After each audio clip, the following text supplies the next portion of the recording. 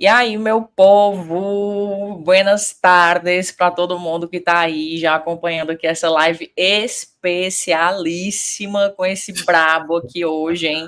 Aqui Obrigado. é fera, minha gente. Aqui não é fera, não, é além.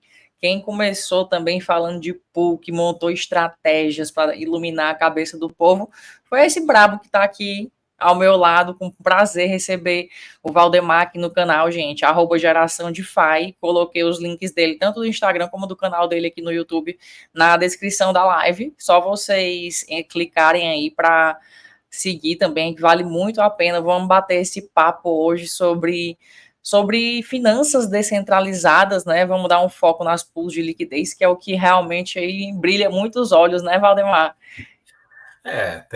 Primeiro, boa tarde, obrigado aí de novo pelo convite. Essa é a segunda ou terceira live que a gente faz aqui. Nem Eu nem lembro. sei, eu acho que é a segunda ou a terceira, realmente. Por É, aí. se bobear, é a terceira. É. E obrigado de novo aí pelo convite. Boa tarde, todo mundo, né? Nada como uma live de sexta-feira, né? Já dá para sair daqui beber. E, e é isso, né? Vamos lá. Vamos falar um pouquinho disso. Eu fiz uma live na quarta-feira, lá do MQM, da Pool Party, que você também participou. Foi. E Ali é aí, uma figura, viu? Fiz é, também live com ele, ele veio aqui no canal. Engraçado demais o Pool Party. depois eu dei até uns toques nele e tal, e aí ele estava bem calminho na live de quarta. Ficou bem mais. Falei, calma, cara, vai com calma. E aí eu quero ver se eu apresento mais ou menos a mesma coisa, né? Que eu falei muito do que nunca deve ser feito em pools de liquidez. E aí, para o pessoal não ficar fazendo besteira. Fora isso, também, né, cara? DeFi não é somente pool de liquidez, tem muito mais.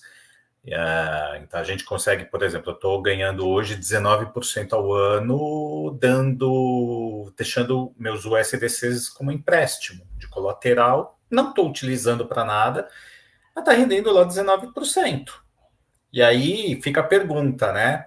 Num país como o nosso, vocês preferem ganhar 10, 11% ao ano? Vem o governo, né? Primeiro ele vem com come-cotas para fuder o seu juro composto.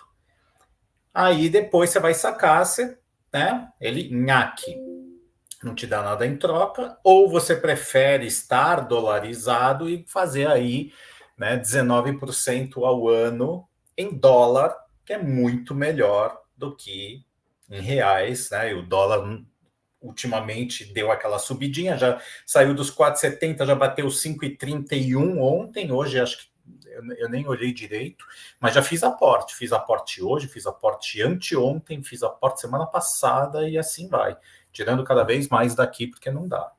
Aqui Se não você dá. olhar, eu até olhei esse dado recentemente, em 2023, se você olhar o M2 do Brasil, aumentou 16% em 2023, a base monetária, a quantidade de reais que tem, né? Então, assim, se você já não fez 16% em real, você já não tá ganhando dinheiro, né? Sem nem falar de imposto, de tudo que tiram a mais, né?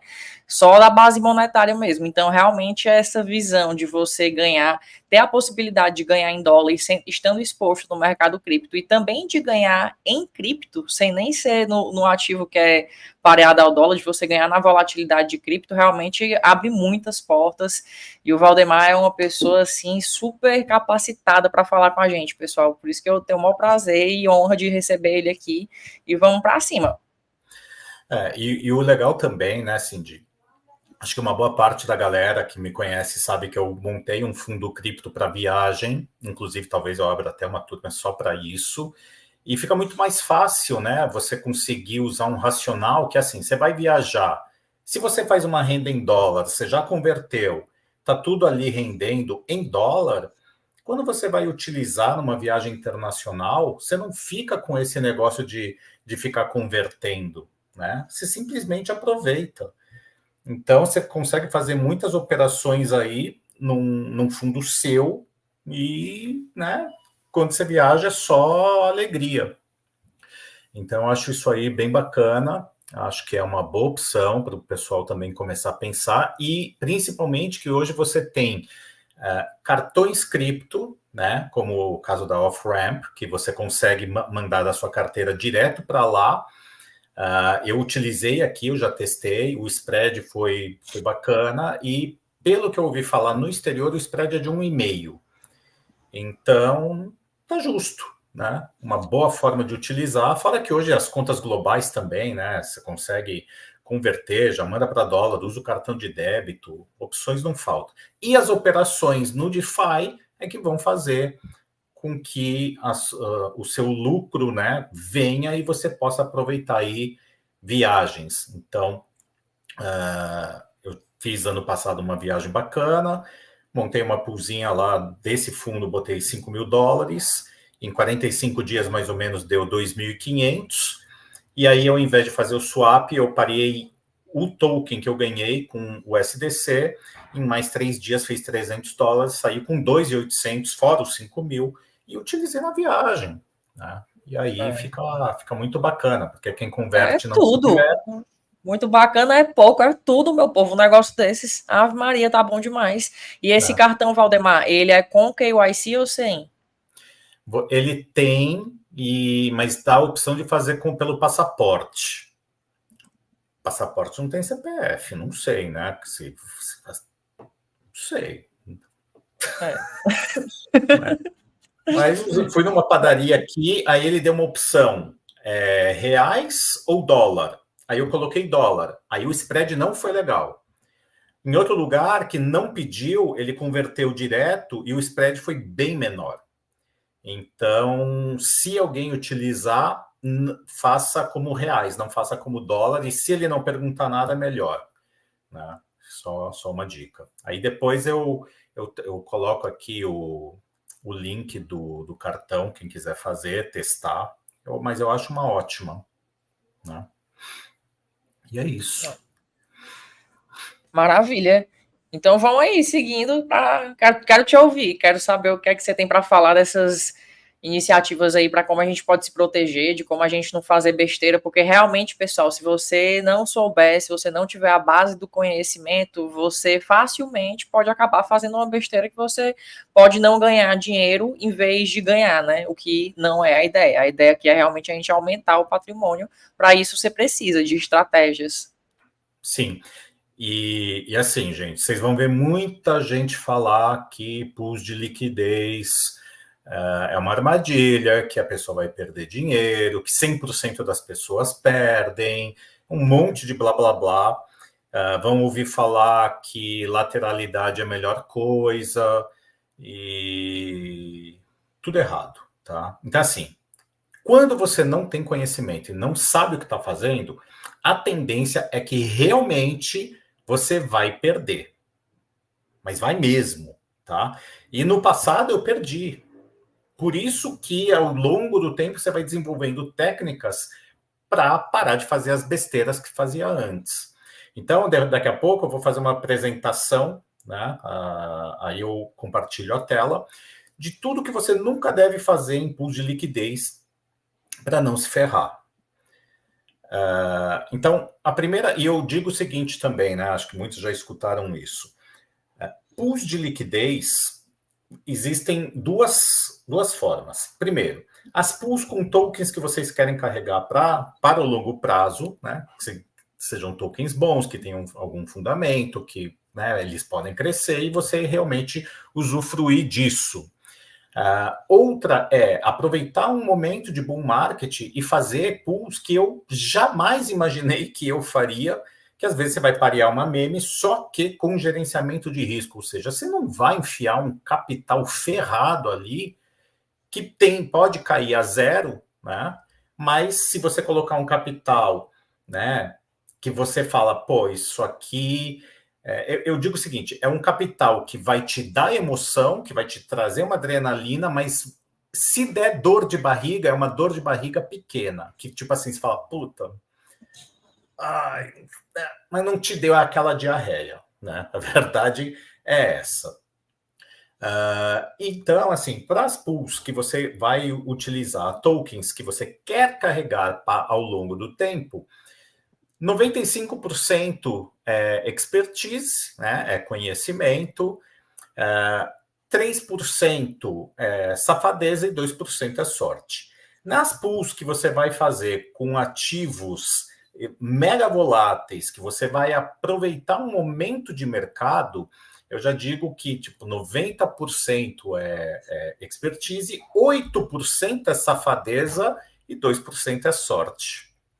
Então, vocês têm que tomar sempre muito cuidado para não começar a colocar um capital, que é aquilo que você está gerenciando, e se fala, pô, tá dando muito bom, e aí você dobra, triplica, aumenta a mão e resolve colocar tudo ali, e aí no final você se ferra. Que essas pools têm período, tem tempo de duração, né? E não costuma durar muito tempo, não. Inclusive, em dezembro do ano passado, que estava todos aqueles tokens MUBI, BSSB, que a gente estava arrebentando em taxa, algumas eu deixei de realizar e, né, foi embora. Tudo que você ganhou, devolveu. Outra parte deu para reter. Eu levei prejuízo também nessas aí. Pois é. E o pior, o que é? A gente fica muitas vezes assim, ou você monta uma estratégia, segue seu plano, ou se você ficar escutando o que o mercado está falando, né, que você vai achar que o vizinho sabe mais do que você, ou ele está mais por dentro, é uma falácia.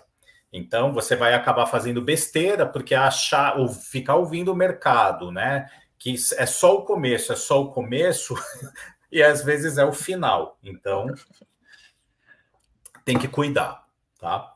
Muitas dessas pools, elas começam com muita volatilidade, tem um tempo e depois o pessoal migra, eles rotacionam capital.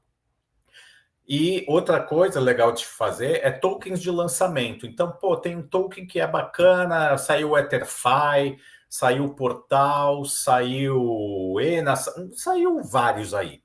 E que o pessoal ficou meses tentando farmar, fazendo atividade aqui, tarefa ali, muitas vezes gastando taxas e receberam uma merreca. Tá? Alguns tokens podem ter dado bom. E eu falei, eu não tenho mais saco nem tempo de fazer isso, né? Quando eu comecei na época lá com o Caio, o token, o airdrop bom era o airdrop que você não está esperando. Simplesmente ele aparece, paga muito bem e você está satisfeito simplesmente por ter interagido com redes e protocolos onde você usa dinheiro de verdade e ganha de verdade. Quando você vai usar uma testnet, que você usa vamos dizer, um dinheiro de mentirinha, provavelmente você vai ganhar um airdrop meio de mentirinha. Né? Então, uma coisa é você brincar com finança para valer e outra coisa é você brincar de banco imobiliário. Então, eu prefiro utilizar, por exemplo, pools de liquidez como se fosse, entre aspas, um airdrop. Exemplo, eu vi um monte de gente que fez um monte de coisa para ganhar Zeta e ganhou um Zeta. Quando lançou, eu esperei primeiro um despejo e aí eu entrei ali mais ou menos no meio. E ficou lá, acho que uns 10 dias de pool e me deu 69 Zetas e mais Ether. Então, só de Zeta eu fiz 69 vezes mais em 10 dias e o pessoal ficou meses. Né? EtherFi, não fiz também, não ganhei. Peguei 2 Ethers, parei com o EtherFi. Em 24 horas me deu $2.000. Foi lindo. Starknet, mesma coisa. Parei, formatei não, né? Farmei e saí com os Ethers e os STRKs. E assim você vai fazendo. Então, se eu não tenho, e de repente vocês não têm paciência de ficar meses aí fazendo, né, atividades, a hora que sai, eu espero, como eu falei, dar um despejo, não total.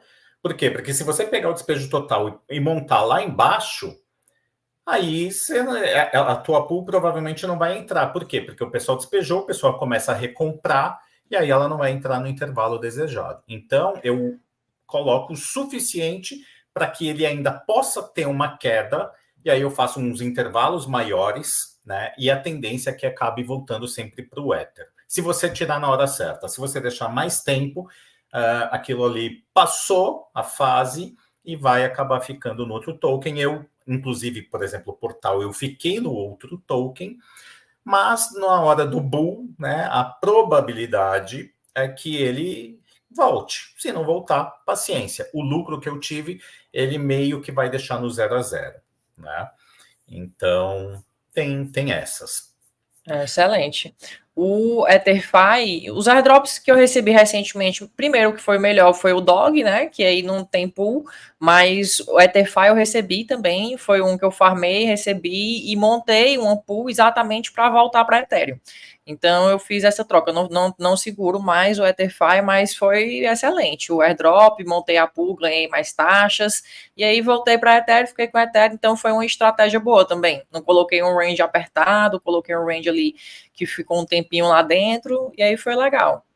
É porque o que acontece? Quando você tem um lançamento de um token, você vai ter uma volatilidade gigante. Se você montar um range curto, você vai provavelmente ficar um pouco tempo ali dentro, não vai conseguir tanto. Então, muitas vezes, devido à atividade da rede, daquele lançamento, você consegue, num intervalo grande, assim, fazer um percentual absurdo.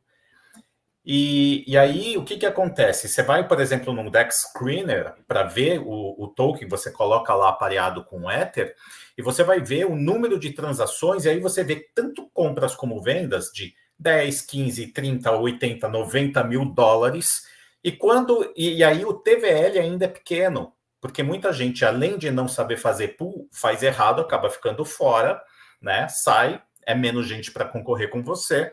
E aí você pega, às vezes, um TVL lá de 1, 2, 3 milhões de dólares, que gerou 200, 300, 400 mil dólares em 24 horas de taxas. Como é que você vai ficar de fora de um negócio desse? Então, quando você vê uma arrecadação de taxas, né, que não é de 1, 2, 3 ou 5 mil dólares por dia, né, o token lançou, fez lá entre 200 e 400 mil dólares em taxas. Né? Eu cheguei a ver um token que fez praticamente 1 milhão de dólares em taxas em 24 horas. Se você, mesmo que você monte largo e tem um TVL pequeno, pô, você vai ganhar um monte, né? E é isso que a gente quer, não ficar de fora da festa. Então, dependendo do momento de mercado, você vai montar um alvo ali, seja pequeno, médio ou grande, né? Então, tem gente que, por exemplo, que vai entrar numa pool e eu vou entrar junto.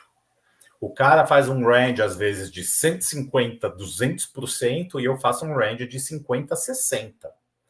Aí o cara, com o mesmo número de ativos, aí o cara colheu, sei lá, num dia 400 dólares, que tá ótimo, e eu colhi 1.500, 2.000, e voltou ainda assim para o Ether, né?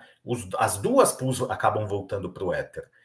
Então, no final, quando você tem uma concentração de liquidez, né, que você monta dentro de uma concentração de liquidez maior, mesmo com range largo, em tokens que estão extremamente voláteis, você ainda assim, com um intervalo de 50%, 60%, muitas vezes ganha ainda bem mais, né, do que quem realmente montou com 150, e ambas voltaram, e no final deu bom, né, se a tua intenção é essa. Então, assim, estratégia não falta, tem que realmente parar para pensar, e quem manda é o mercado. Então, às vezes, você monta um negócio, e aí o cara viu, sei lá, 3 horas depois e resolve entrar também. Ou o cara viu 1 ou 2 dias depois. E a febre passou. E aí ele vai tomar um IL se ele montar da mesma forma que foi montado por pessoas que entraram bem na hora que estava o agito. E aí ele vai falar, porra, né? O cara montou, ganhou tal, eu montei, me ferrei, e aí?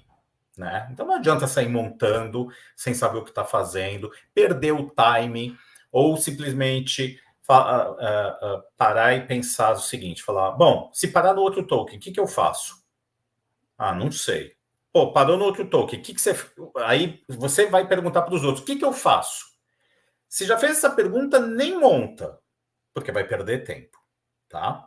Vai provavelmente acabar perdendo dinheiro. Então, sem conhecimento, quer brincar? Brinca pequeno, né? Só desce para o play se souber brincar, porque não tem papai e mamãe que vai te salvar. Então, assim, Tá, eu não sei montar direito, mas deixa eu ganhar umas taxinhas. Tá bom, quanto que não vai te fazer a mínima falta? Ah, $50. Põe lá 50 e vê o que que dá. Se der bom, legal. Ah, agora eu vou aumentar a mão. Quanto que você vai aumentar? Eu fiz $10 ali, eu vou aumentar, eu vou botar 70 que não vai me fazer cócega. Tá bom. Então, tem que tomar cuidado, né? Porque aí a hora que você fala, pô, vou aumentar, aí de repente você colocou $1.000, e se esses 1.000 virarem 200, acabou de repente teu dia, ou teu final de semana, ou tua semana, porque aquele dinheiro para você vai fazer falta, né? Então, é isso. Vamos lá. Alguma pergunta? Quer perguntar alguma coisa antes, Cindy? Eu acho muito interessante essa parte de você fazer o gerenciamento do seu portfólio que você vai colocar em pools, né? Porque é ideal que você coloque dinheiro para começar, com certeza, com pouco dinheiro, vai com até com 5, $10, você está aprendendo, não sabe o que é que está fazendo, vai com pouco mesmo para você ter as suas estratégias, tanto de montar como desmontar, você como remontar, né? E aí você vê na prática como é que faz. E às vezes, se você tem $1.000, não coloca esses $1.000 só em um. Vai diversificando também, vai aprendendo. Sempre que você está começando a operar como o dono da casa de câmbio, a dona da corretora, para ganhar essas taxas das operações que estão acontecendo, é importante que você tenha a autorresponsabilidade como um todo, né? No mercado no geral. E aí o Frederico perguntou se o cartão pode ser usado na Europa também. Tu sabe dizer? Ou é só para brasileiro? Não, não. Esse cartão, até onde eu sei, é mundial. A bandeira é Visa, inclusive tem pelo Apple Pay e pelo Google Pay. Então você cadastra no teu celular e utiliza. É um cartão Visa, né? Acredito que em qualquer parte, a princípio, deva ter aceitação. A parte do cartão físico, eles precisavam ter pelo menos 5.000 pessoas. Quando eu entrei na lista, eu era o número 724. Aí eu mandei para o meu pessoal, estava aumentando. A hora que bater 5.000 por $10, eles vão mandar os cartões físicos, tá? Mas hoje você baixa aí pelo teu aplicativo aí e você utiliza por aproximação. Então, isso aí é bacana, né? Outra coisa, às vezes, também, por exemplo, eu montei uma pool com um ativo que eu gosto, e ele foi parar no outro ativo e ainda até o momento eu estaria tendo um impermanent loss. Por quê? Porque eu entrei com capital mais pesado, fiz, sei lá, praticamente $2.000 de taxa em 2 dias, mas o ativo deu uma boa corrigida. O que eu fiz? Este ativo, ele tem, dentro de um outro protocolo, você consegue colocar em lending. Então, você coloca ele lá para emprestar e ele está variando aí. Hoje ele estava pagando 51% o ano, mas eu peguei uma semana inteira, uma média de 125%. Então, só ali eu já fiz mais acho que uns 2.500 tokens, né? Ele está valendo $1 e pouco.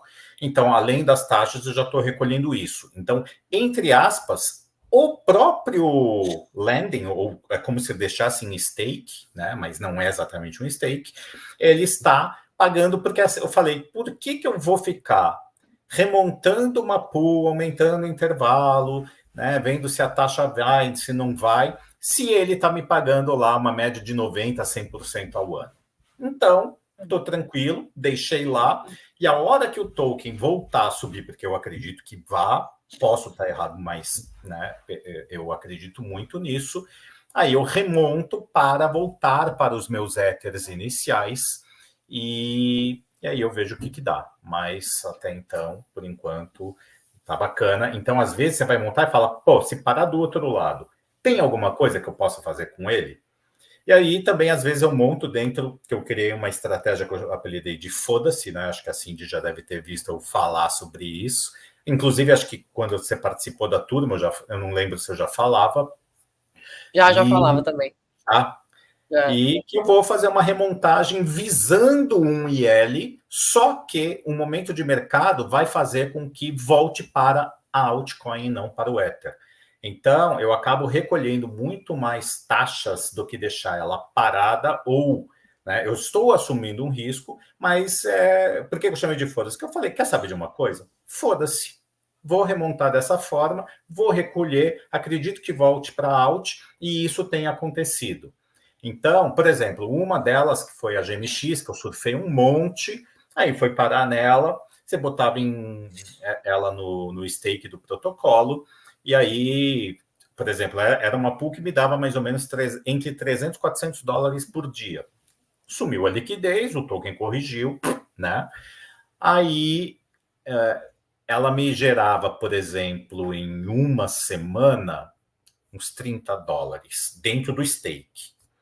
Aí eu falei, fiquei meses dentro do stake. Remontei dentro do foda-se, e em um mês eu fiz mais ou menos 5 mil dólares em taxa e voltou para o GMX.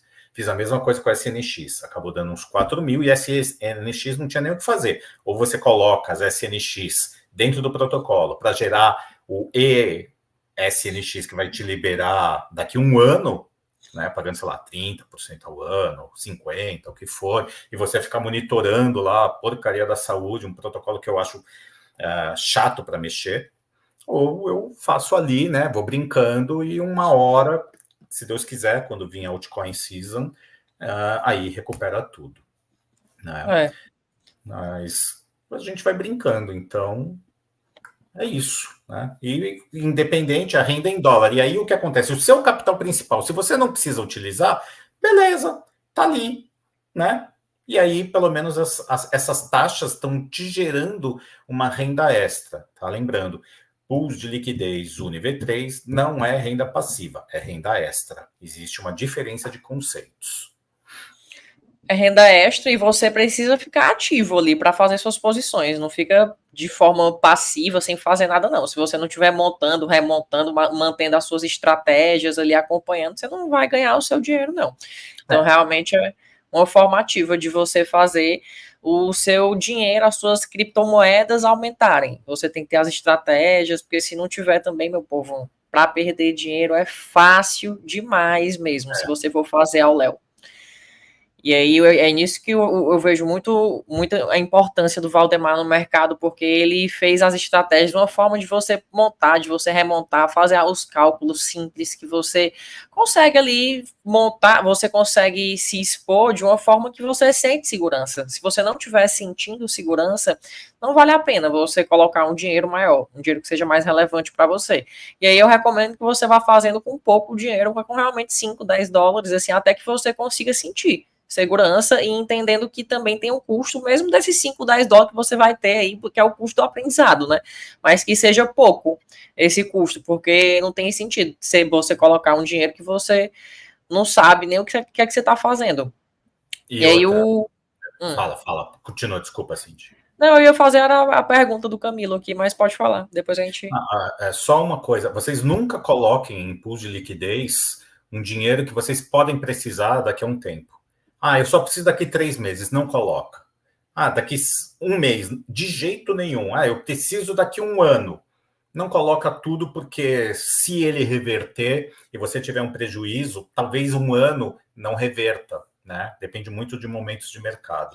Então, tomem cuidado. Coloquem o valor em que vocês não vão precisar daquele dinheiro, tá? Então, se vocês estão pegando tudo que vocês têm ou guardaram e colocar ali sem ter uma reserva de emergência, não façam, porque vocês podem tomar aquela, né? Putz, preciso do dinheiro para amanhã ou para hoje, e você não vai conseguir ter aquele valor que você achava que teria.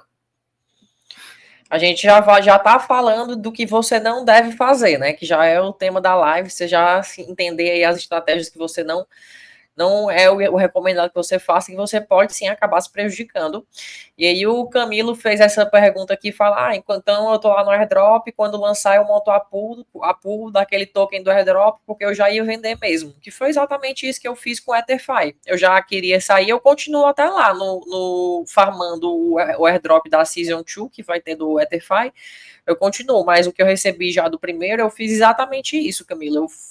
Eu coloquei a pool, né, para não vender de uma vez, É muito interessante essa estratégia de você usar as piscinas de liquidez tanto para entrar quanto para sair de uma moeda, porque aí você sai fazendo o seu preço médio, em vez de comprar de uma vez ou de sair de uma vez, você sai fazendo um preço médio e ainda vai ganhando taxas, minha gente. É a melhor coisa, é realmente uma estratégia super interessante. E aí o Valdemar tem muita coisa para agregar, né, em relação a esses assuntos. Ó, eu consigo compartilhar a tela, Cindy? Consegue. Então, vou começar a fazer uma apresentação que foi o que eu apresentei lá na palestra em Porto Alegre, tá? Para vocês terem uma noção do que vocês nunca devem fazer. Então, vamos lá.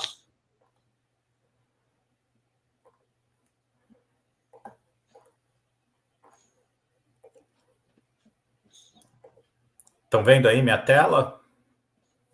Tá aparecendo. Tá. Então, vamos lá.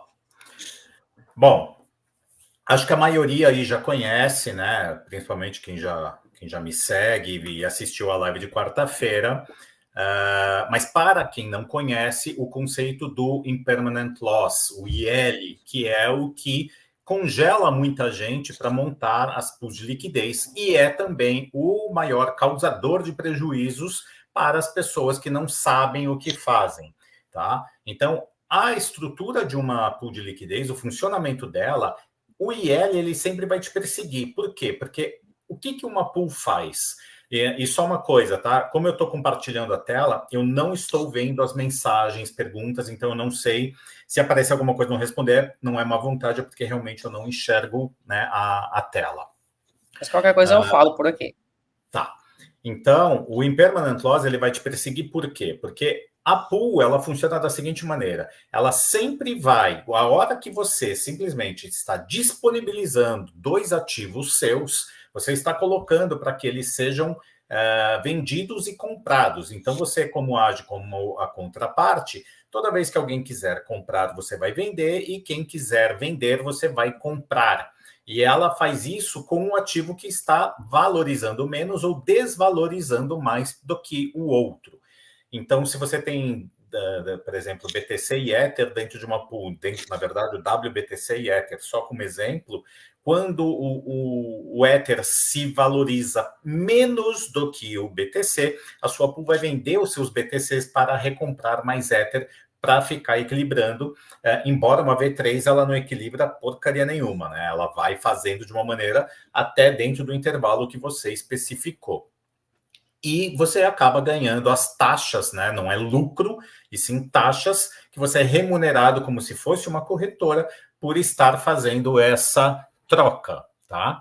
Então, qual é o conceito de um impermanent loss? Né? É a diferença do valor inicial de uma pool montada do valor atual, ou seja, você montou uma pool, por exemplo, 5 dias atrás e você tem o valor atual de hoje. Se o valor de hoje está menor do que o valor de quando você montou, esta diferença por número de tokens, não estou falando de valor nominal, mas essa diferença de tokens com o valor que ele foi desvalorizado, ele é o seu impermanent loss, tá? Então, isso ocorre quando um token tem uma maior variação de preço para cima ou para baixo em relação ao outro, tá? Então, eu vou dar um exemplo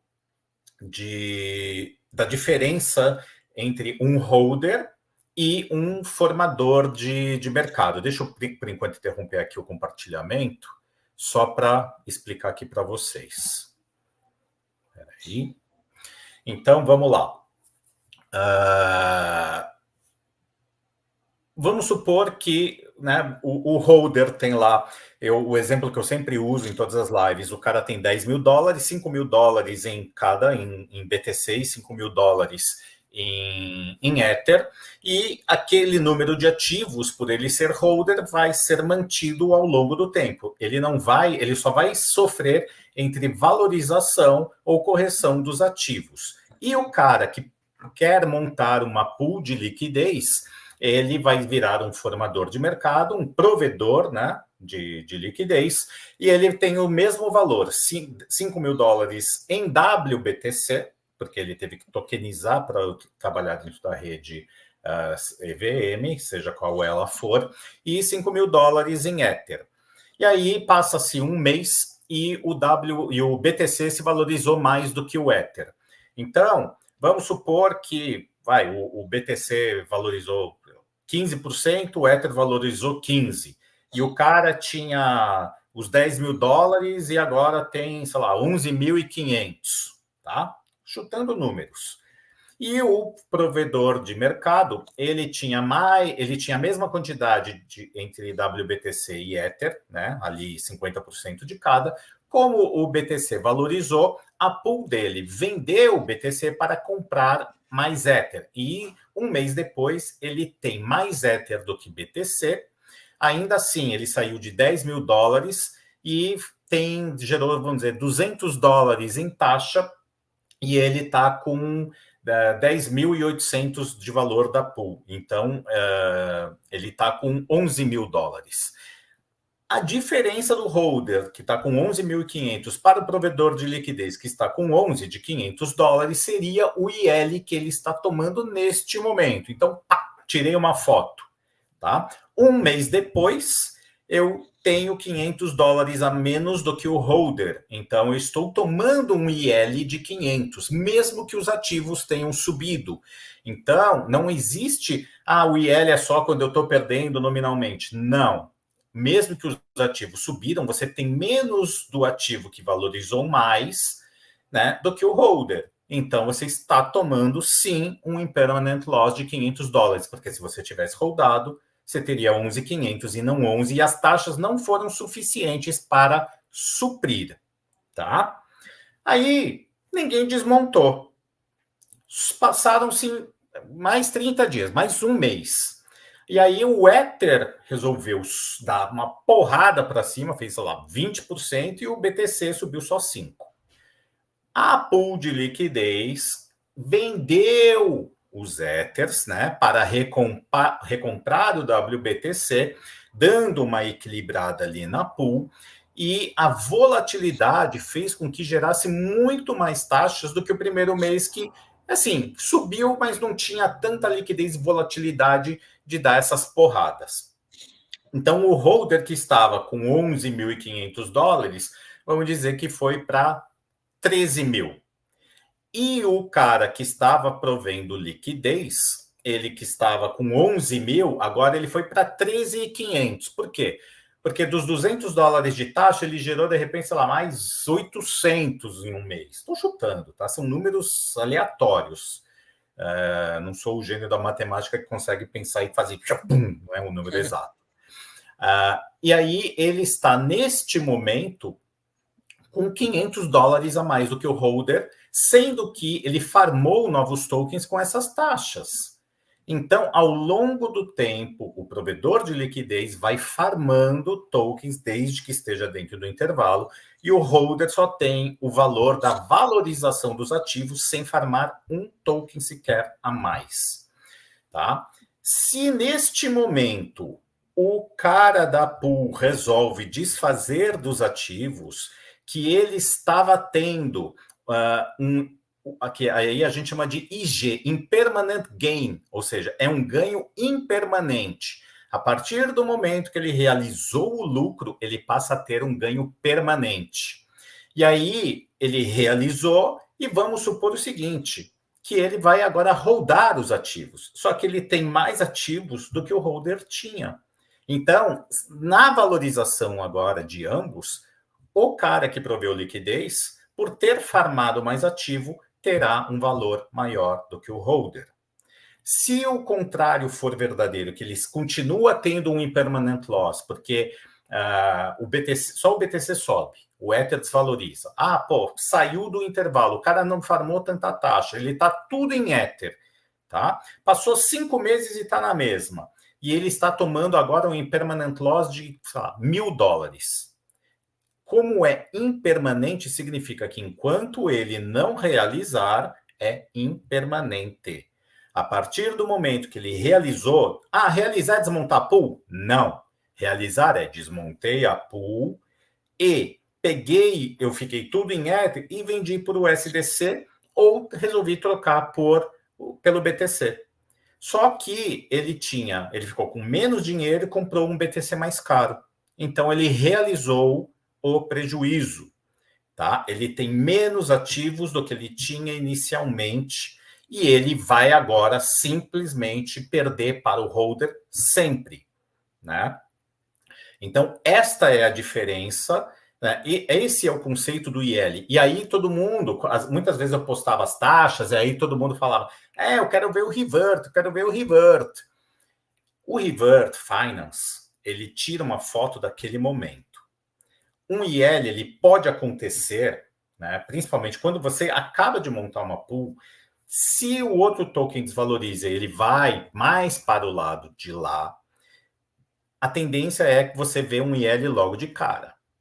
Mas, enquanto ela se movimenta, vai e volta, vai gerando taxa, tal, aqueles primeiros minutos que você toma um IL, talvez daqui 1, 2, 3 horas, um dia, uma semana, um mês, já não é mais. Então, tem gente que, inclusive, mal intencionada, que inclusive rastrearam minha carteira e foram colocar algo. Né? O cara é agressivo, olha isso, ele usa as minhas palavras que eu utilizo nos stories, falando, gente, tem gente que utiliza de forma agressiva para vender curso, né? Eu tenho curso, só que eu falo que eu vendo conhecimento. Que é assim, garantia de 170% ao ano. Você vai lucrar um monte com renda passiva, um monte de blá, blá, blá. E aí, o que ele fez? Ele pegou uma foto do revert, que estava mostrando, naquele momento, $300 a menos, e postou no Twitter sem colocar que era eu, só que meus alunos, que acho que acompanhavam, ficaram putos, vieram me mostrar e foram lá dar porrada no cara. Só que o cara não sabia que aquela já era a minha 10ª montagem. Eu já tinha feito 9 montagens antes. E eu já tinha recolhido $6 mil em taxa. Mas ele resolveu ver a 10ª montagem onde estava perdendo 300, né? Só que 2 horas depois, aqueles 300 ficou positivo, sei lá, em 150 ou $200. Por quê? Porque mudou de novo. Então, aí o que eu fiz? Eu tirei uma foto do que foi postado no Twitter e tirei uma foto do revert ali, e fiz nos stories mostrando, falando que tinha já, inclusive eu mostrei que eu estava fazendo 130% ao ano no landing daquele token, e que o moleque precisava comer mais arroz e feijão para depois vir falar, né? Coisa que não sabia, para ficar espalhando besteira. Então, o revert, ele é uma ferramenta bacana de você acompanhar, mas ele não vai te mostrar, né? Eu remontei a pool. Cadê a pool anterior? Cadê todas as remontagens anteriores onde você lucrou? Enquanto você não desmonta, ele vai estar lá. Então, por exemplo, teve uma que eu peguei, recolhi valor, mas eu não desmontei, né? Aí ela entrou de novo no intervalo. Continua lá. Ela mostra, olha, o divergence loss, que é, entre aspas, como se não é exatamente o IL, por quê? Porque às vezes você recolheu tanta taxa que o teu divergence loss é a diferença que você tem para o teu ativo inicial. Então, se eu comecei sempre com Ether, e vamos dizer que eu tenho $200 a menos, ele está falando, olha, a tua pool trocou por esse ativo, então, em relação ao Ether, você tem $200 a menos, mas você já recolheu $700 de taxa, então o seu PNL, o seu lucro real, é de 500, tá? Você fez 700, está devendo 200, é 500. Então, é assim que funciona. O revert, eu mal utilizo, às vezes eu utilizo para ver naquele momento e para também, né, quando as pessoas resolvem querer encher o saco, você coloca ali para o pessoal já falar, tá, então tudo bem, né? Então, é isso daí. É interessante o Reverse, porque, querendo ou não, é uma ferramenta ali de análise on-chain, que não tem Sim. ninguém colocando aquelas informações são puxadas do que realmente está acontecendo. Então, é uma prova que você tem, né, do que está acontecendo, sem ter esses terceiros intermediando. Então, eu acho super interessante, sim, a validação de você poder usar essa ferramenta, né. Antes de saber que existia o Reverse, eu achava mais obscuro entender o IL. Então, até para a compreensão mesmo, eu acho que me ajudou. Na verdade, assim, lembrando, o Revert ele mostra uma foto do momento, que daqui 5 minutos pode ser diferente. Então, nesse caso que ele vai pegar a 10ª montagem, levou 2 horas, tá? Para a 10ª montagem reverter para lucro de novo. E poderia de novo reverter para o prejuízo. Não tem, né? Por quê? Porque a intenção de uma pool é que ela se movimente. Se ela vai se movimentar, tem duas formas. Uma, eu tenho a intenção de trocar um ativo pelo outro. Então, eu coloquei Ether, parei com outro ativo. A minha intenção é comprar este ativo para carregar no longo prazo, porque eu acho que ele tem maior assimetria. E aí ele parou 100%, você vai lá e desmonta, recolheu as taxas, você fez um DCA naquele ativo, você fez um preço médio. Por quê? Porque o teu Ether estava desvalorizando perante aquele ativo, você estava com um Ether mais caro comprando um ativo que estava perdendo valor. Então, você está comprando de uma maneira bacana. E aí você pensa se você quer ficar com ele, se você quer deixar montado, se você quer remontar, enfim. Tem várias coisas aí, tá? Vamos voltar lá ou quer falar alguma coisa antes? O Camilo fez a pergunta, então é vantajoso analisar um par mais volátil. A gente vai chegar lá, tá? Eu vou continuar ali a apresentação, vamos lá. Então, Mas a gente bora. vai chegar lá. Tem um povo aí que fica postando aqui nas lives, nos comentários, mensagem de golpe, e eu apago mesmo, não adianta não, meu povo, ficar mandando. A diferença é o seguinte: golpe é pirâmide. Em DeFi, você ensina as pessoas a fazerem as próprias operações. Então, não existe golpe. O golpe é tipo assim: o cara não sabe nada, vai vender curso, o cara comprou o curso, ensinou tudo errado, o cara perdeu dinheiro, né? Ou ele ofereceu uma rentabilidade, qualquer um que oferecer uma rentabilidade garantida é golpe. Então, pirâmide tá cheio, cretino tá cheio, né? E é isso. E para quem não sabe, em relação às pools de liquidez, o Caio, quando viu, né, do entendimento, me chamou para dar aula nos Yield Hackers. Com o tempo, isso foi acabando disseminando. Eu tive um convite, eu dei uma aula de DeFi na prática para a UCLA e também depois 2 turmas do MBA e gravei a trilha da Paradigm Education. Então, para quem acha que é golpe, nem entra, né? Fica lá com o seu dinheiro, faz o que bem entender, deixa o dinheiro aqui, né? No Brasil mesmo. Isso é normalmente coisa de esquerdista. E seja feliz, tá? Que a gente vai ficar aqui recolhendo as taxas. Quem quer aprender, aprende. Quem não quer, arruma desculpa. Vamos lá. Continua aí com os olhos fechados, se não quiser, né? Ó, o canal do Valdemar tá aqui na descrição da live. Estão perguntando aqui tanto o canal quanto o Instagram.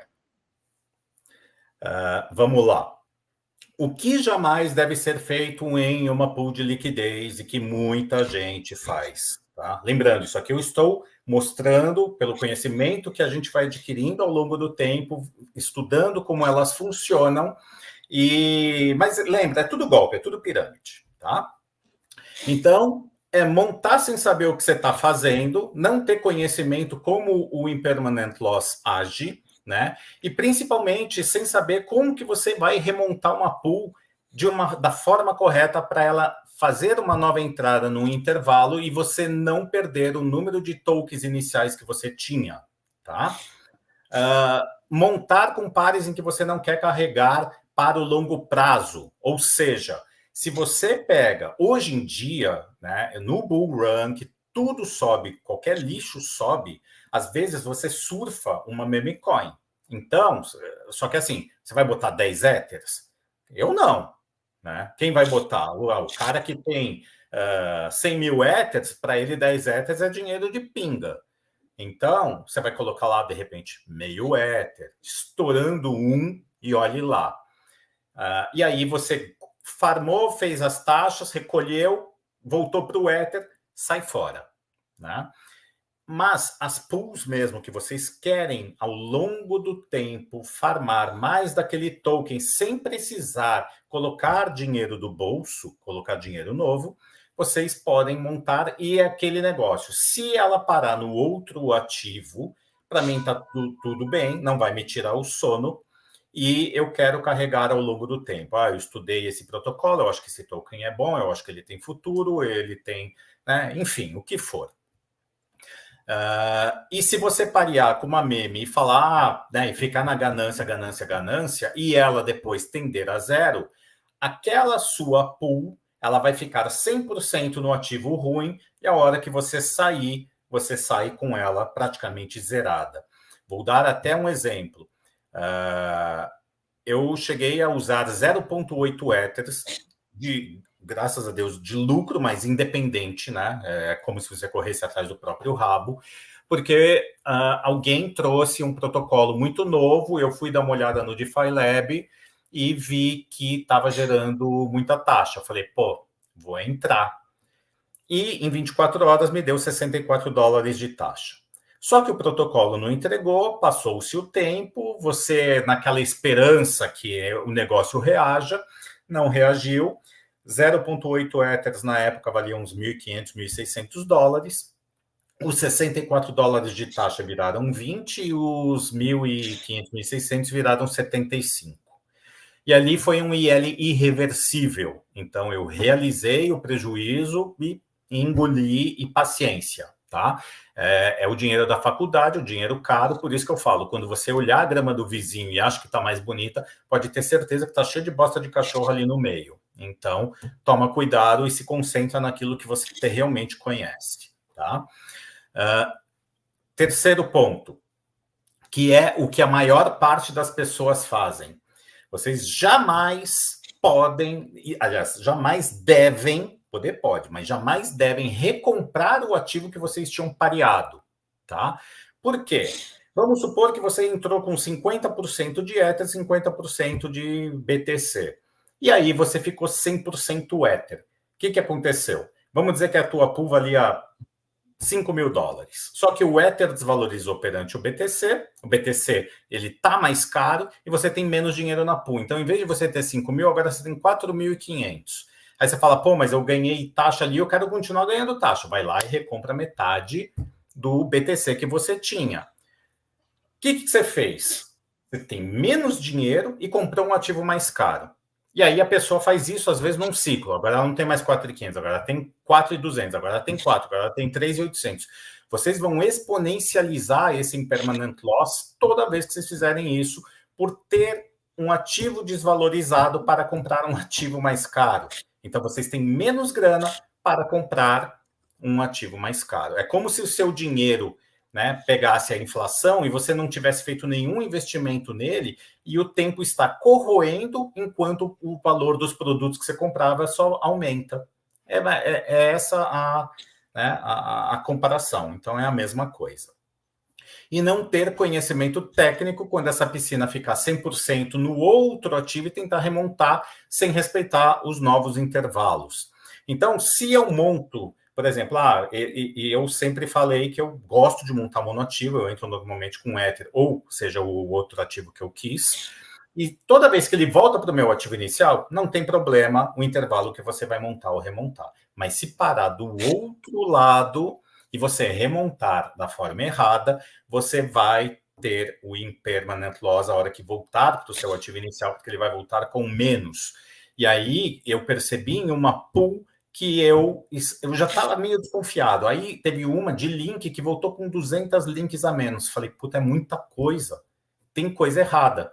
E um aluno meu, que chama Cássio, percebeu isso, e aí ele descobriu também essa parte, como funcionava bem a Uniswap, e aí veio a técnica de remontagem. Então, da forma correta. E a Uniswap, ela é toda matemática. São fórmulas matemáticas. Então, tudo ali tem suas simetrias. Se você fizer da forma errada, você vai tomar. Então, aí entram as técnicas e os racionais para como montar, desmontar, etc. Alguma pergunta aqui? Senão eu passo já para a próxima. Tem umas perguntas aqui. Então, te parabenizando pelo conhecimento, pela propriedade da informação. Estão falando também, perguntaram se o Luciano Elias perguntou uma pool de DAI e o SDT, dá uns 2% ao mês? Acho que De não. DAI, falou, DAI. Não, DAI e USDT nem perde muito tempo montando pool entre stables, porque você vai conseguir uma rentabilidade muito melhor. Se, por exemplo, hoje, se você colocar o teu USDC numa AVE, hoje tinha caído para 7 e poucos por cento, mas ontem estava pagando 18 e tinha mais, acho que 0,7% ao ano em ARB.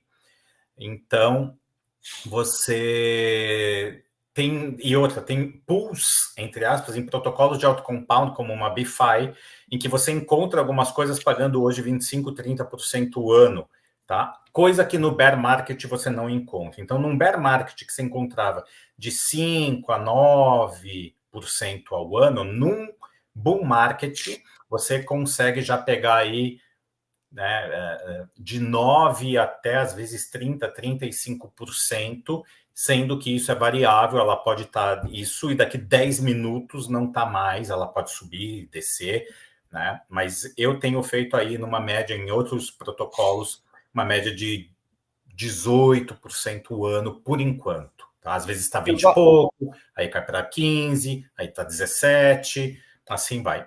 E eu só tive um momento de pool entre stables que valeu muito a pena, que foi quando dentro da Arbitrum você tinha, hoje é o USDC.E, na época era só o USDC, e a Circle implementou o token nativo.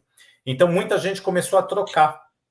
E aí eu montei o USDC com o USDCE e eu fiz 4% em 3 dias. Foi muito bom entre stables, né? Então, botei lá, sei lá, 10 mil dólares, deu 400 dólares em 2, 3 dias. Aí, meio que acabou isso aí, né? Deu uma secada e eu parei, tá? Mas eu não perderia meu tempo em Uniswap com pools de stablecoin, não.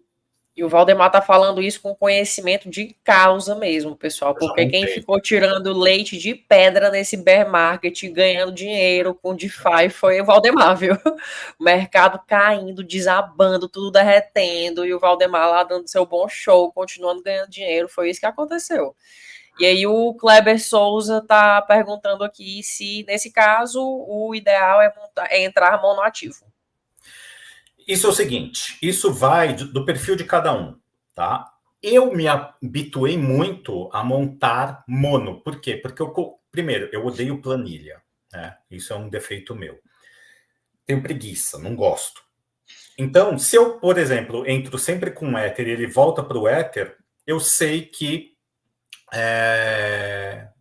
ele voltou, né? Não estou tomando IL, por isso que eu falo IL é meu ovo, e toda vez que ele faz isso, eu estou ciente que, né, tá ali, tudo bonitinho, as taxas são minhas, voltou para o meu ativo inicial e ponto final. Aí eu vou entrar em conceitos como, por exemplo, que eu monto pools filhotes, às vezes. Então, às vezes você tem lá uma pool e te gerou $1.000 em taxa. Aquela taxa não está rendendo, ela está ali parada, é bonito de se ver. Aí eu saco e tem praticamente $500 de cada ativo, aí eu posso sim entrar com 50% de cada, porque aí é o lucro que começa a trabalhar. Então, eu mantenho a pool principal, que eu chamo de pool mãe ou vaca leiteira, ela continua dando taxas, aí a pool filhote começa a trabalhar também dando taxas. Então, você começa a ver lucro do lucro. E quando a pool mãe, de novo, dá boas taxas, eu vou lá, tiro e boto na filhote. Posso também realocar para dentro da própria pool, fazendo o próprio compound, né, o juro composto. E a pool filhote ela é legal porque você consegue enxergar o que está acontecendo. E muitas vezes aquela pool gerou, só que agora ela está 70% num ativo.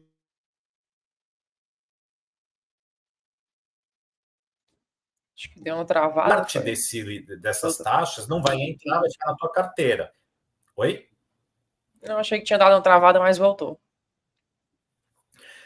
E aí, você, quando monta uma filhote, você já entra 50-50. E ela vai trabalhando. Mesmo que ela saia ou vira 60-40, enfim, você consegue, né, ir mexendo.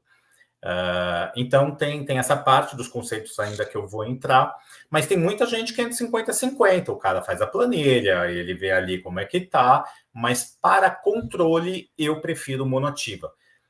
Óbvio que muitas vezes você vai montar e ela não entra no intervalo, né? Ela pode demorar para entrar, você tem que remontar de novo, enfim. Então tem gente que fala, tô sem paciência, vou montar lá direto os 2 ativos e tá certo, tá tudo bem, não tem problema nenhum, tá? Eu me habituei nisso, acabei ensinando dessa forma, muita gente acabou fazendo e acabam também achando que é melhor para o controle, mas não necessariamente é a única maneira correta, não.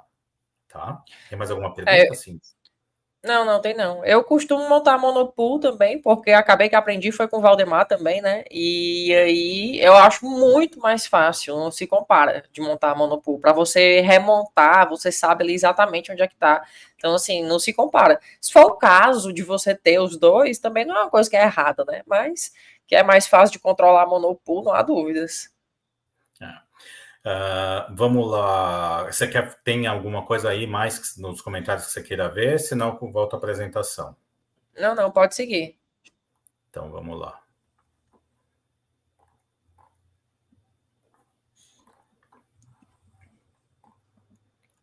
Então, falei aqui o que jamais deve ser feito, né? É o que a maioria faz. E aí, eu entro na parte dos racionais sobre montagens e DCA, né? Então, quando e por que montar uma pool entre ativos voláteis e quando montar entre ativo volátil e stable? Então, por exemplo, você vai montar ativos voláteis que você quer carregar ao longo do tempo. Então, no ano passado,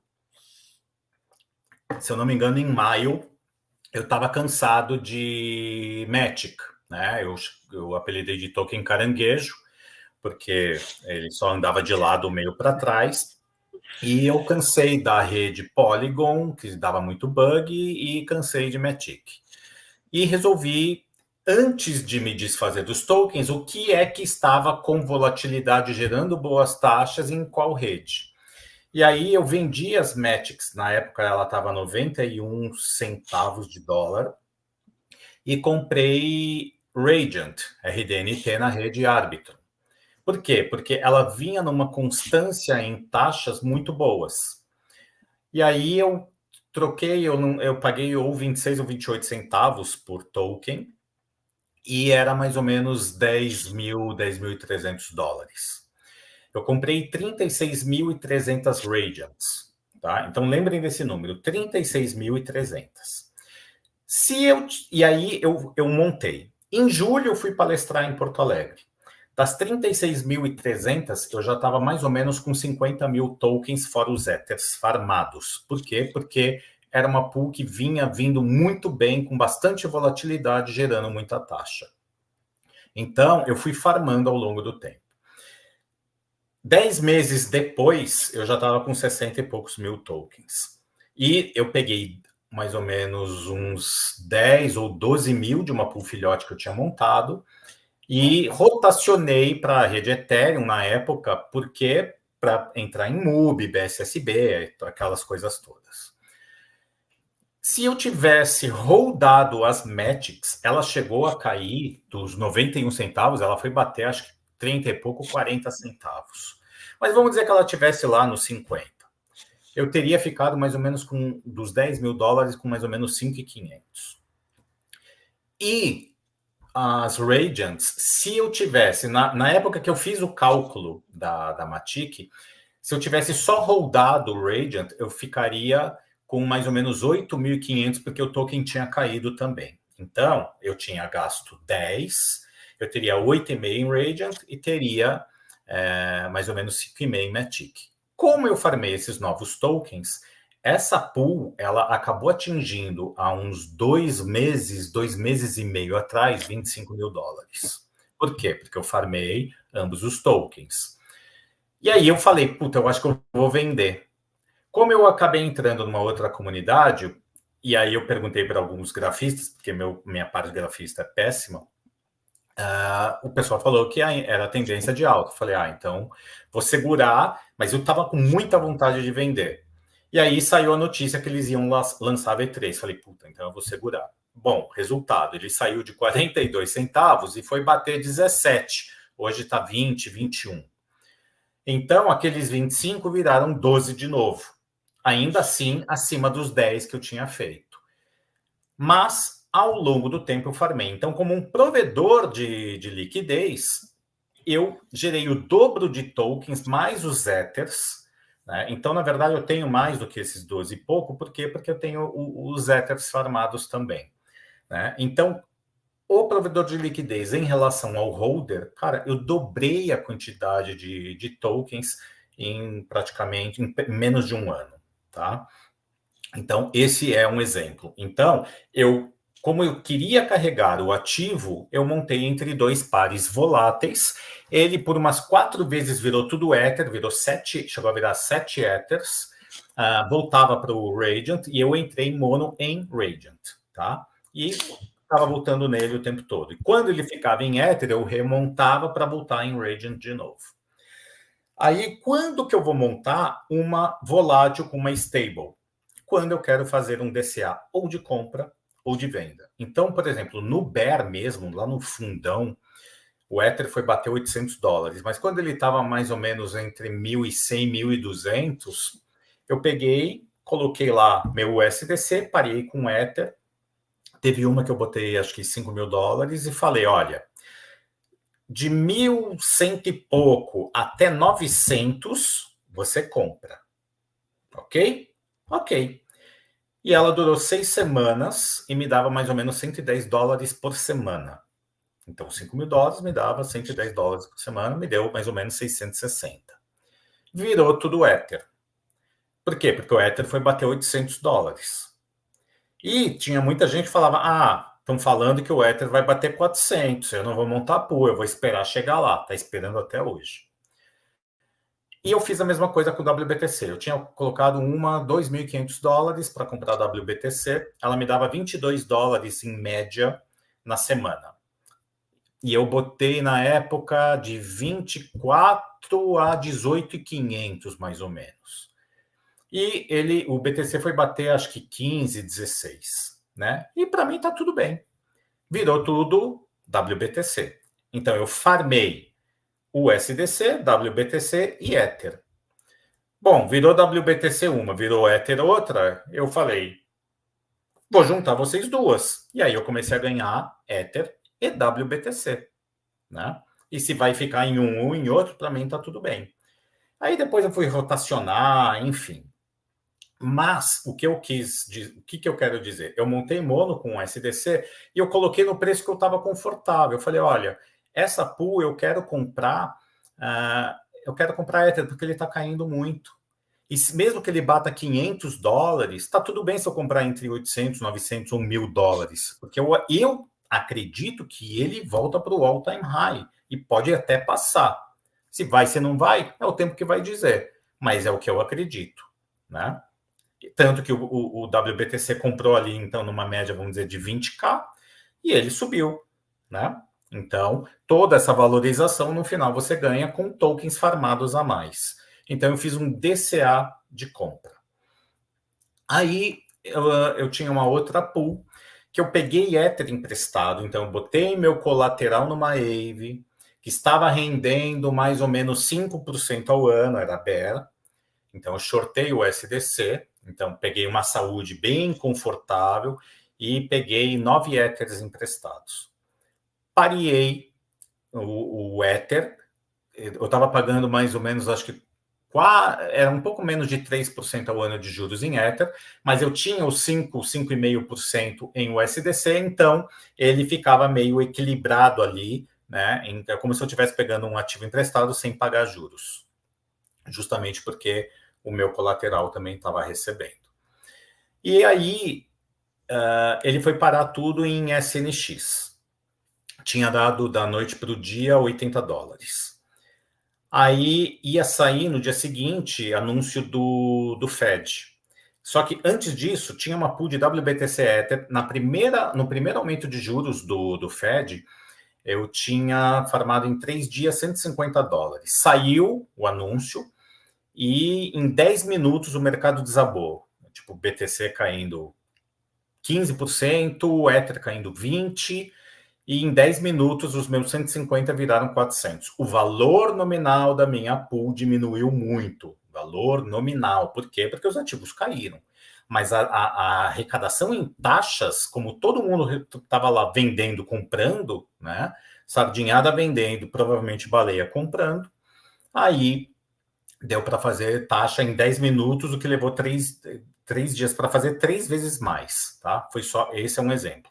E essa de SNX também ia sair. Aí, o que eu fiz? Ela saiu em SNX, eu tinha que aumentar um pouco o intervalo, que eu falei, em vez de voltar com 9 Ethers, eu tinha feito um cálculo no DeFi Lab que voltaria com 9,04. Aí o Fed veio falar e não aumentou a taxa de juros. E o mercado bombou. A SNX deu uma puta de uma porrada, voltou em uma hora voltou tudo para 100% Ether. E voltou com 9,04. Então, só ali eu ganhei 0,4 em Ether, que eu falei, fica como uma gordura se eu quiser queimar num intervalo menor, ou como lucro mesmo. E mais $400 em taxa nessa uma hora devido à puta volatilidade. Então, em pool de liquidez, a volatilidade está a favor dos formadores de mercado. Por quê? Porque se não acontecem compras e vendas com essa alta e baixa de preços que arrebentam, você não farma tanto. E aí, quando as pessoas falam a melhor coisa para pool de liquidez é mercado lateral, sem essa volatilidade, está falando besteira, né? Muitas vezes, por quê? Porque para ele é confortável isso, porque não sai do intervalo, está ali mais ou menos no mesmo número de tokens, ganha umas taxinhas e está tudo bem. Eu prefiro estar dentro do fuzuê. Então, muita gente, às vezes, espera a notícia sair para montar e não pega essas taxas enquanto o mercado está ali no rebuliço, né?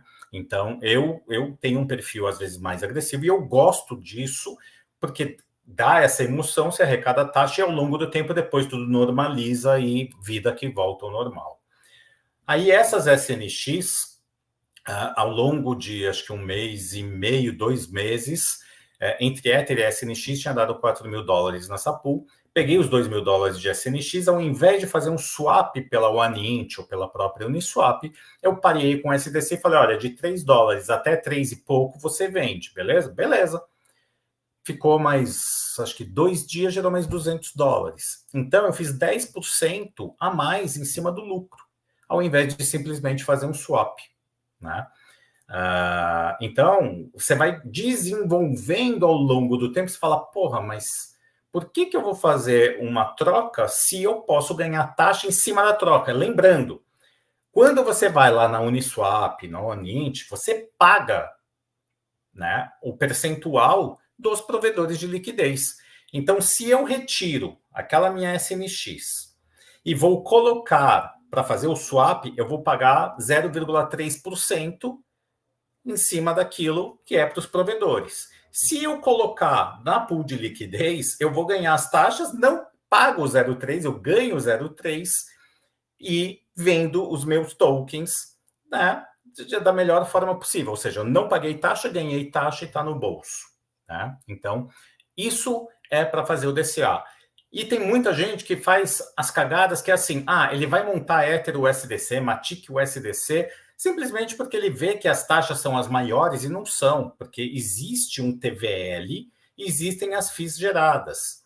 Então, você tem que ver o tamanho do TVL e as FIIs que estão sendo geradas e quanto que você vai ser diluído ali dentro ou não.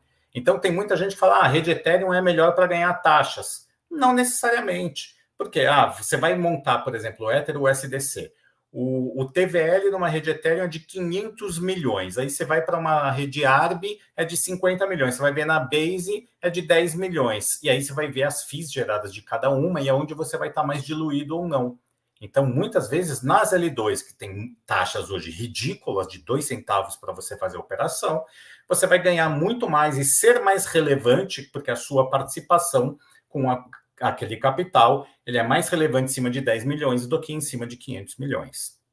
Então, existem várias análises.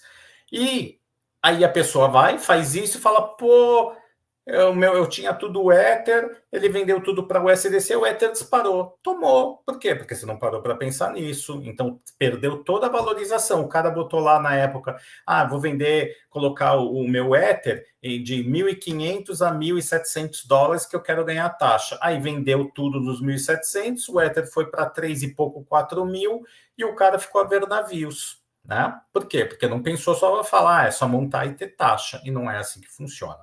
E para quem é um cara, um trader, grafista, conhece muito bem e fala, porra, tem um canal aqui, eu vou montar porque eu acho que vai ficar ali batendo, volta para o meu Ether, eu recolho taxa, também é válido, desde que ele saiba muito bem o que está fazendo. Eu não sou trader, não tenho como fazer uma operação dessa que não é o meu foco, tá? E aí o conceito de pools monoativas eu já expliquei, as pools filhotes também, né, o porquê, e o compound é quando você reinveste dentro da própria pool, ou seja, você está aumentando cada vez mais o capital dela, ela acaba se tornando mais relevante dentro daquele TVL e você acaba recolhendo também mais taxas. Então isso daí também é bacana. E tem gente que fala, eu montei uma pool filhote, tinha sei lá, Ether e Pendle, mas aí eu montei de Ether com RDNT. Não é pool filhote, é uma pool bastarda, porque pool filhote é do mesmo pai e a mesma mãe, né? Se você trocou ali os ativos, você está montando uma outra pool, que também é totalmente válido.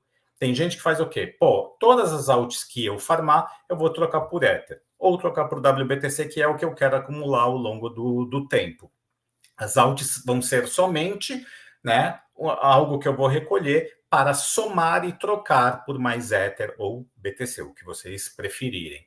E tem gente que fala, pô, eu quero estar exposto naquele ativo, me gerou $1.000 de taxa, quero estar exposto a um ativo que eu não estou. Vou lá e monto nele também. É válido, né? Então você gerou taxas, não precisou pôr dinheiro do bolso, montou com outros 2 ativos, veio uma boa volatilidade e está recolhendo taxa em outros ativos também, tá? E as operações estruturadas com empréstimos, que foi o que eu comentei, né? Você deixa o teu capital, aí você fala, na hora do bear market, né? Você fala, pô, eu estou dolarizado, se o ativo cair muito, eu posso desmontar as operações que eu peguei emprestado e vou lá e rapo, né? Vou comprar, sei lá, botei, sei lá, $30.000, vou comprar tudo em Ether.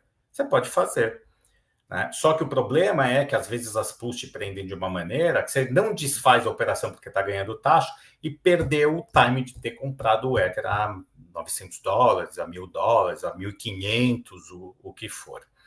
E existem as pools invertidas. Você vai às vezes ver o gráfico. Então, por exemplo, eu tinha peguei emprestada 600 links que estava, acho que 0,35% ao ano de juros. E aí eu troquei por Ether, porque o momento gráfico parecia, né, mais favorável, e eu tinha montado para voltar com 80 links a mais. Então eu teria 600, voltaria com 680, devolveria 600, 80 links, mais os Ethers eram meus nas taxas.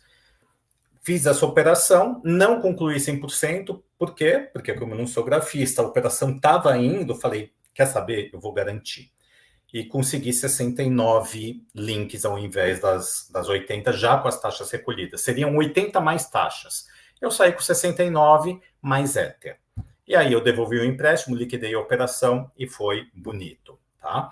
Então, assim, existem várias estratégias e oportunidades que você vai poder fazer aí ao longo, tá?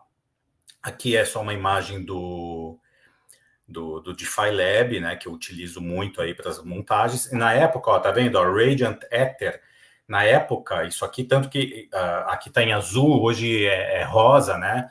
Então, um ano atrás, vocês podem ver, eu não lembro quanto tempo isso aqui estava montado, mas eu já tinha $1.064 para recolher e eu estava recolhendo e recolocando aqui para dentro. Eu estava 100% exposto em Radiant e já estava praticamente 50-50. Aqui era uma pool de ARB Ether, né? E aqui várias taxas que eu fui recolhendo, a época que a GMX dava super bem, a SNX pagava também muito bem. Então, aqui, ó, tá vendo, ó, que eu falei que eu montei o SDC e o SDCE. Então, este foi um recolhimento, ó, tinha mais esse. Então, no final, eu acabei saindo aí com uns $400 em pool de stable, porque a gente acaba, às vezes, tendo essa percepção das trocas e muitos no mercado acabam não vendo isso, tá? E como eu falei, né, tem muitas possibilidades dentro de DeFi, protocolos de auto-compound que fazem aplicação de juros de forma automática, stake, empréstimos derivativos, então você tem a parte também de opções, mercados futuros, que você consegue fazer também em protocolos descentralizados como GMX, Vela, entre outros. Os protocolos de pools de liquidez passivos, que eu chamo por exemplo, uma Balancer, a BeFi, ela é auto-compound, mas ela não deixa de ser, Curve, entre outros aí que foram surgindo ao longo do tempo, tá? Money Legos, então, às vezes... Só que, assim, tem gente que exacerbou no Money Legos. O cara pega um valor e coloca no outro protocolo, coloca em outro, que coloca em outro, aí o cara se perde, aí um dos protocolos toma um exploit, e quando você vai ver, sua grana foi embora. Cada um que você utiliza é uma camada a mais de risco. Deu exploit, né? Por exemplo, eu sofri exploit na Kyber. Botei todos os meus airdrops de ARB, eram quase 18 mil tokens que eu trabalhei, fiz 20 mil tokens, e um belo dia, eu numa consulta médica longe do computador, o protocolo foi hackeado. Eles devolveram, mas de que forma? Olha, na data do hack, a gente vai converter os tokens de quem tinha lá as pools de liquidez e converter para o SDC. Isso deu $20 mil. Se não tivesse acontecido esse hack, eu estaria com um capital maior. Por quê? Porque acho que um mês depois, o token ARB saiu de $1 para 2 e pouco, o Ether tinha saído da faixa dos 2 mil para bater 3 mil, então, tipo, ficou metade na mesa, mas independente, estão devolvendo, tá? Então, existem vários riscos também inerentes, mas hoje o risco de você deixar o dinheiro aqui numa conta também é alto, tá? E aqui também, para quem quiser conhecer, né, quem não me segue aí no Instagram, vira e mexe, eu posto às vezes algumas estratégias, no YouTube tem algumas coisas também, então só seguir aí, né? Então essa parte é o que eu abordo em relação à parte teórica do que deve ser feito e o que não deve ser feito, tá? E é isso, né? O que realmente não pode ser feito de jeito nenhum. E é mesmo assim, o que aconteceu na Kyber foge do teu controle. Um dos protocolos mais antigos em DeFi. Então, teve hacker na Curve, teve um ataque de front-end na Balancer, né? Teve o problema aí da Kyber. A Aave, ela fez diferente. Ela tem os hackers, né, os white hats, e descobriram uma vulnerabilidade e travaram por uma semana entradas e saídas. Então, eu não precisava da grana. Lembrem, não coloquem todo o valor que um dia vocês podem precisar. Só que como não entrava mais ninguém, o APY, ou seja, o juro composto que a Aave estava pagando, subiu da época estava 15%, foi para 40%. Praticamente uma semana pagando 40% ao ano em USDC. Então foi lindo também. Mas sempre existem os seus riscos, tá? Quem nunca teve nenhum ataque foi a Uniswap, né? Até onde eu sei, nunca teve. A Uniswap é onde eu me sinto mais confortável querendo ou não, porque quando você está usando uma corretora descentralizada, você tira o dinheiro da sua carteira e coloca na posse desse intermediário que você está usando ali para aumentar o seu número de tokens. Então é um risco que você está se expondo e por isso você tem que ter consciência disso para que você não se exponha além do que você está disposto. Porque você tira o dinheiro da sua carteira e fica travado em um contrato inteligente. nem sempre travado. Na Uniswap, por exemplo, você pode tirar quando você quiser. Às vezes você trava por um tempo determinado, depende muito do protocolo que você está interagindo. Tem uns que tem mais histórico de hacker, outros que tem menos. Mas, gente, muito importante isso aqui que o Valdemar falou hoje, viu? Muito importante, uma verdadeira aula gratuita que ele deu aqui no canal. E muito conteúdo importante, de ouro mesmo, que eu acredito que deu para dar uma clareada na cabeça das pessoas que estão querendo entender como funciona mais o mundo cripto, né? Como funciona essa forma de você conseguir especular para aumentar realmente suas moedas e, no final das contas, o que a gente quer é Bitcoin. Isso aí, eu achei muito importante que o Valdemar até comentou também que o interessante é você realizar ali para Bitcoin, fazer a comparação com o número de Bitcoin, né? E aí você ir aumentando sua posição ali ao longo do tempo. Gente, é brabo de verdade. Sigam aí os links dele, vão lá nos canais, tá tudo aqui na descrição da live. Eu só posso agradecer a presença do Valdemar aqui nessa live hoje. Valdemar, se quiser agregar mais alguma coisa, dar as palavras finais para a gente ir encerrando aqui a live, eu só posso agradecer de verdade essa aula que você deu aqui hoje, mais uma vez agregando muita informação de valor. E vamos para cima, é só o começo, pessoal. Olha, eu digo que DeFi é liberdade financeira em qualquer parte do mundo, porque ele não tem fronteiras, e você tendo a sua carteira, a custódia é sua. Então, não existe interferência, seja de um órgão estatal ou privado, que possa fazer ou travar qualquer coisa que esteja sob a sua custódia. Como o DeFi é uma ferramenta poderosa, também você tem que ter maior responsabilidade, porque você vai cuidar do seu dinheiro. E o legal é que, por um mercado que é 7 horas, 24 horas por dia, 7 dias da semana, você simplesmente, muitas vezes, hoje em dia, eu desligo meu computador, tipo, de madrugada, porque de repente eu vejo alguma coisa e falo, meu, eu vou lá fazer alguma coisa, né? Sábado, domingo. Ah, pô, saiu notícia de guerra, você sabe que segunda-feira vai despencar a bolsa, de repente você já realiza ou faz alguma coisa, uma montagem ali que traga volatilidade e você consiga fazer rentabilidade.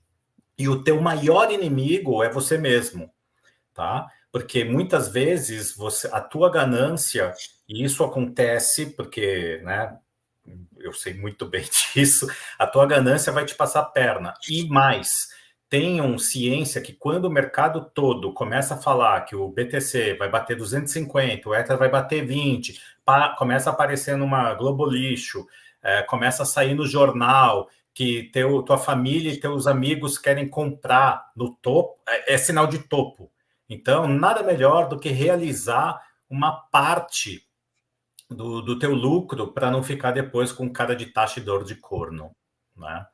E é isso, tem que ter muita responsabilidade, toma muito cuidado com as pessoas e assim, airdrop bom, airdrop também que você não espera, como eu falei, quando eu interagia com a Arbitrum, eu nem imaginava que eles iam ter airdrop, quando eu soube, eu passei a interagir com mais 2 carteiras, por isso que veio um airdrop gordo, né?